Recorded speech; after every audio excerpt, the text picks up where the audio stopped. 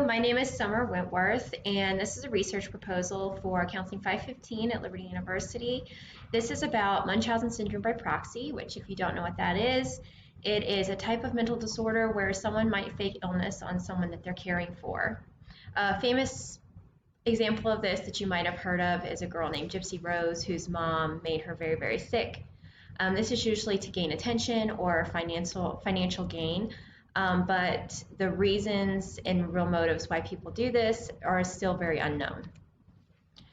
The research questions and literature review for this proposal, the goal of this study is to answer the question, what are the motives behind this abuse?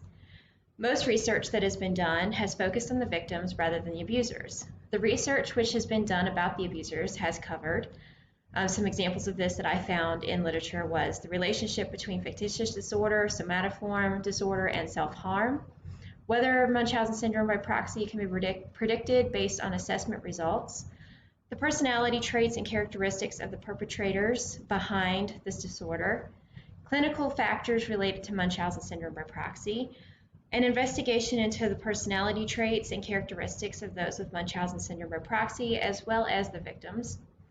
Gap statements in these articles have pointed to the fact that there has not been enough research into correlational personality disorders with Munchausen syndrome by proxy.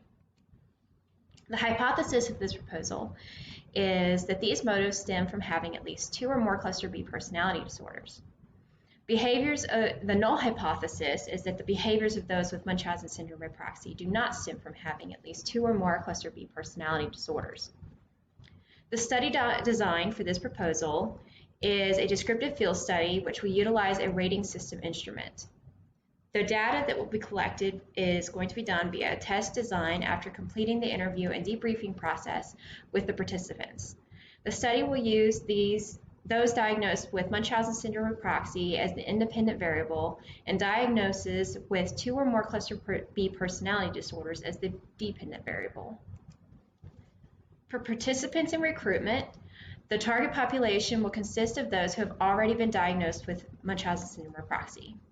To ensure this, it's going to focus on those who have already been diagnosed and displayed clear symptoms of the disorder. This will be a sample of 100 participants serving a sentence in 10 different prisons. These 10 participants will be from 10 different ones. There'll be 10 in each, due to a conviction which is related to the disorder. This will be a cluster sampling that is going to involve participants from various geographic locations in 10 different states in the U.S.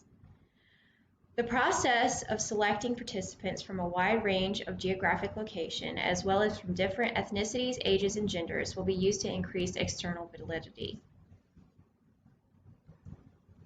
For instrumentation, the instrument used to measure cluster B personality disorders will be the Social Cognition and Object Relations Scale Thematic Apperception Test. Whew, that's a long word, but it can be shortened to SCORES-TAT.